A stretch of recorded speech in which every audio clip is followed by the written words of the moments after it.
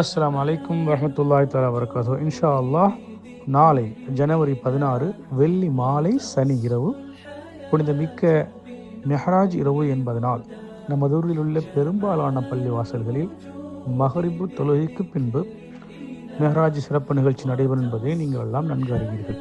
அதே போன்று ஜனவரி 17 சனிக்கிழமை நோன்பு வைப்பதும் உகந்தது என்பதையும் நீங்கள் எல்லாம் நன்கு அறிவீர்கள்.